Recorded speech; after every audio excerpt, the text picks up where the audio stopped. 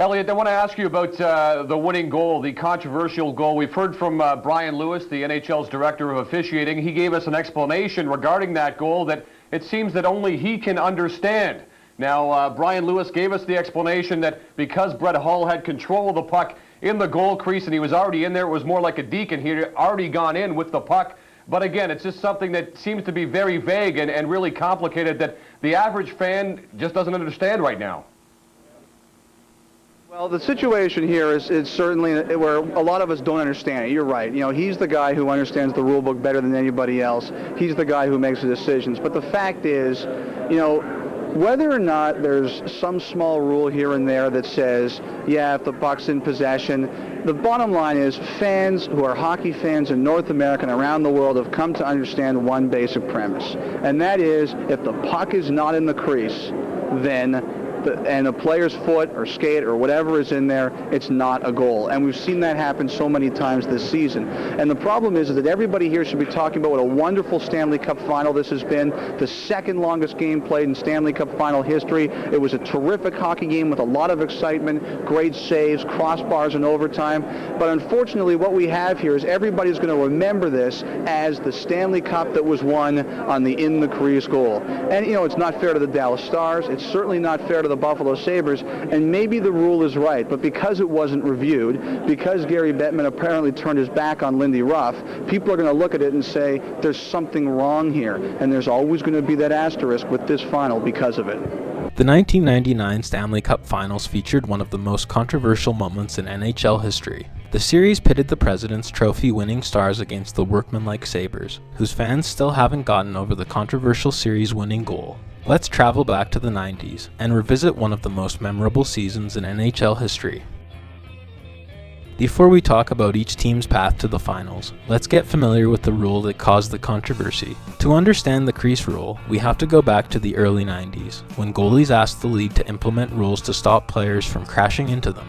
The first step was making the creases bigger and introducing penalties for crease infringement and unnecessary contact with the goalies. In addition, goals would be disallowed when a player of the opposing team was standing in the crease. The goalies were happy with the new rules, but the players were opposed, and league scoring went down as a result. The NHL attempted to find some middle ground, and tweaked the rules ahead of the 98-99 season. The changes included reducing the size of the crease, and partway through the season, the NHL circulated a private memo to clarify the rules. The memo explained that if a player controlled the puck and entered the crease prior to scoring, the goal would count. But if there was a change in possession, and the player remained in the crease and scored, the goal would be disallowed. For some reason, the league didn't make the memo public knowledge, so the fans and media were left in the dark about the clarification. The Sabres entered 1998-99 with something to prove. After getting to the second round in 1997, and falling to Washington in the conference finals in 98, they entered 98-99 determined to make another long run. Head coach Lindy Ruff instilled a workmanlike attitude and made sure every player knew his role. They didn't have the most skill and knew they had to outwork teams to have success. The team was built from the goalie out, with Dominik Hasek in the midst of an incredible run, where he won 6 Vezinas in the span of 8 seasons. Outside of Hasek, the Sabres didn't have a player who was head and shoulders better than the next, which worked to their advantage since everybody felt important. The players also had a lot of chemistry off the ice, a group that Mike Peca described as a goofy bunch of characters. The Sabres finished the season 7th in the East with 91 points, 6 points behind the 4th place Leafs, and 13 points ahead of the 9th place Panthers. Sanderson back to Shannon with shot!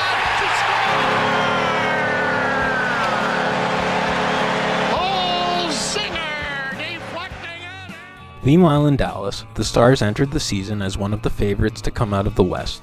The previous season, they won the President's Trophy and lost to the eventual Stanley Cup champion Detroit Red Wings in the conference finals. And if recent history wasn't enough to make the Stars a favorite, they also signed future Hall of Famer Brett Hull in the offseason. Coincidentally, the Stars kicked off the season with a 4-1 win over the Sabres. It was smooth sailing from there as they won the President's Trophy for the second straight season, finishing 9 points ahead of the second place Devils. Pass Kapanen, breakaway from Modano, he's in, he scored! Out east, the 7th place Sabres opened the playoffs against the 2nd place Senators. After taking Game 1 by a score of 2-1, the Sabres jumped out to a 2-0 series lead by winning a double overtime thriller in Game 2. Here's a shot by Willie. They score! Miro Shatan! Jason Woolley's rebound! Miro Shatan cashes it in behind Damian Rowe! Back home in Buffalo, Hasek shut out the Senators in Game 3, and the Sabres completed the sweep with a 4-3 victory in Game 4. Ward cocks it free, gets knocked down, brought in by Pekka, in front of the net, here's Verano, the shot, and he scores! Out west in Dallas, the Stars opened the playoffs against the Oilers, which marked the third consecutive postseason meeting between the teams. After opening the series with two tightly contested victories at home in Dallas, the Stars completed a sweep of their own, taking Game 3 by a score of 3-2, and closing things out by winning a triple overtime thriller in Game 4. Picking it up, the Zubov, a shot, they score! Joe Newendike! And the Dallas Stars have ended the longest game in franchise history! Over in Buffalo, the Sabres drew the 6th-seeded Bruins in Round 2, who jumped out to a 1-0 series lead at home in Boston. But the Sabres answered back with a 3-1 win in Game 2, before winning Games 3 and 4 at home in Buffalo. Facing elimination, the Bruins won Game 5 at home in Boston, to force a Game 6 back at the Marine Midland Arena. In Game 6, the Sabres hung on for a 3-2 win, to punch their ticket to the Eastern Conference Finals for the second consecutive season. Ellen gets tied up by Sanderson, Ward got it in front, Warner, shot, rebound, score!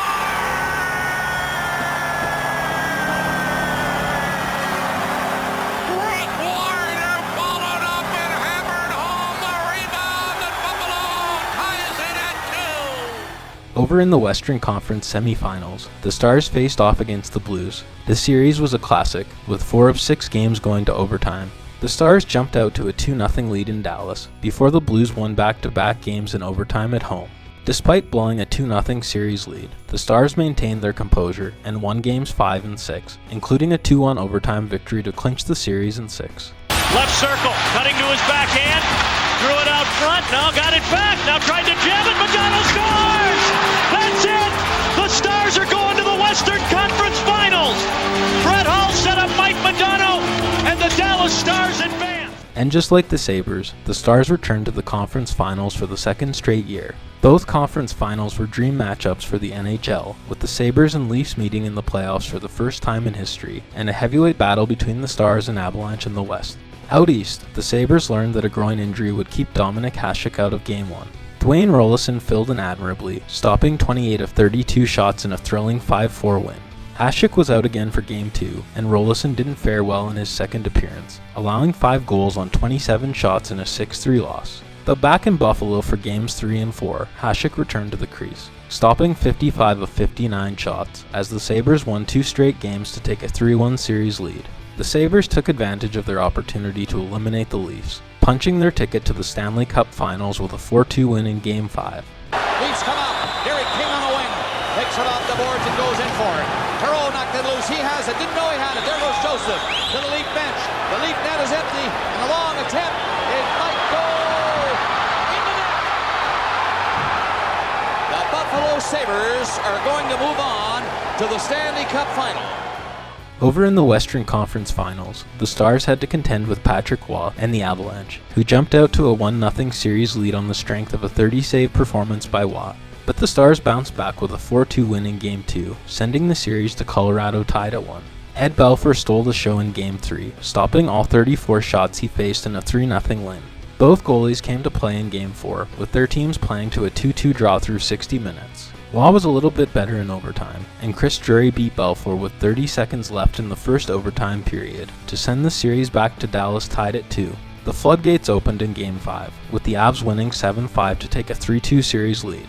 Facing elimination on the road, Eddie the Eagle stopped 26 of 27 shots, helping the Stars win 4-1 to force a Game 7 back in Dallas. The Stars dominated Game 7, earning another 4-1 win to punch their ticket to the Stanley Cup Finals. Chance for 2-on-1. Kane again. Kane scores! Mike Kane!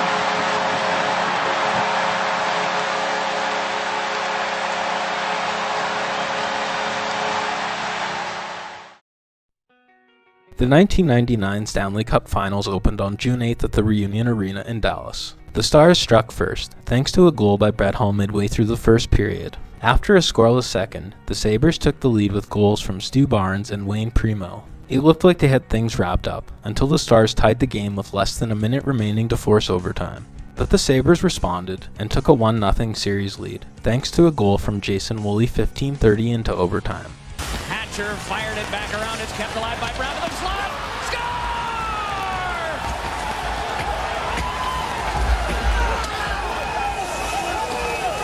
Jason Woolley in overtime. A flood of players comes off the bench. And there you see the celebration going on north in Buffalo at Marine Midland Arena. The Sabres have won in overtime by a score of 3-2. Hasek has already left the ice.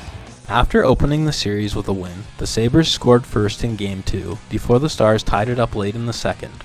The game featured plenty of rough stuff, including Brian Skrudland running over Hasek, and Mike Modano exiting the game with a broken wrist. With the game tied at 2 late in the third, Brett Hull scored the game winner, and Darian Hatcher added an empty netter to send the series to Buffalo tied at 1. Shipnick is way down on the near side. Shatan stepped by. Shatan went down. Backhander is Brett scrambled at the net. Metal down. It is cleared back out again. Zubov, and then it's thrown in by Hatcher, who had just stepped out of the penalty box. An empty net goal.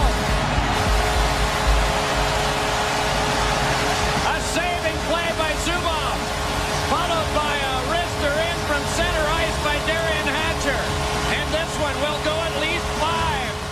The Sabres opened the scoring again in Game 3, but Joe Nieuwendyk responded with 2 straight goals, and the Stars hung on to take a 2-1 series lead. After the Sabres registered just 12 shots in Game 3, Hasek encouraged his teammates to be more aggressive, and the team took his words to heart as Jeff Sanderson opened the scoring 8 minutes into Game 4. The Stars responded a couple minutes later, before Dixon Ward restored the Sabres' lead midway through the second.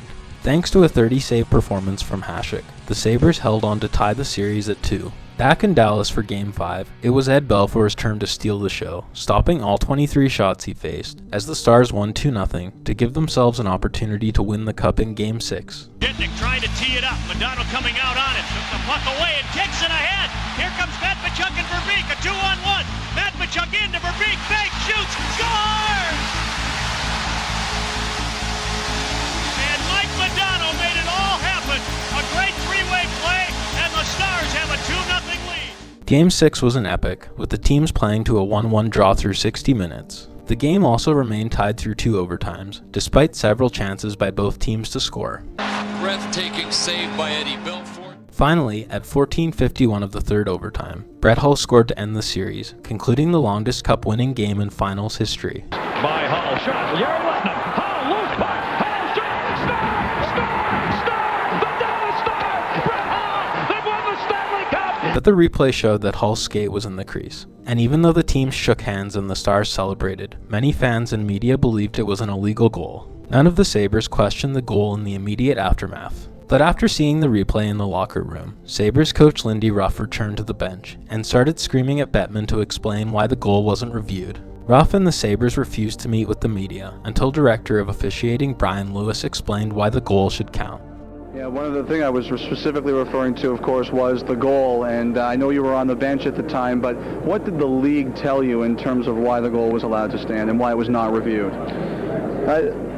I haven't heard. The same interview you would have heard that was given to all the media is the same thing, and it's frustrating when something like that happens, and especially with a rule like that all year long. It's debated different times. Some goals count, some don't.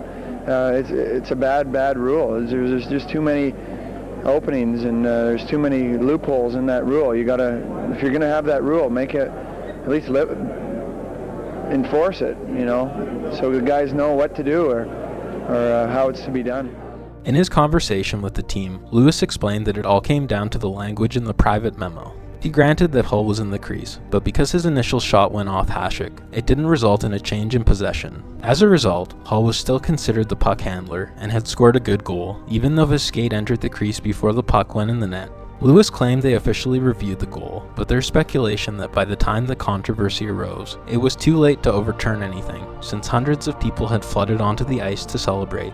Brett Hull scores the Stanley Cup winning goal. And Brian, give us your response, and what has Lindy Ruff said to you, and what have you said back to him with respect to this. It's tempting to walk people through so they can understand it. A rebound off the goal of any type and it hits Dominic's goal glove, that doesn't cause a change of possession. That's still the puck of the attacking player to play. We can have a case where a player comes down, would make a deke.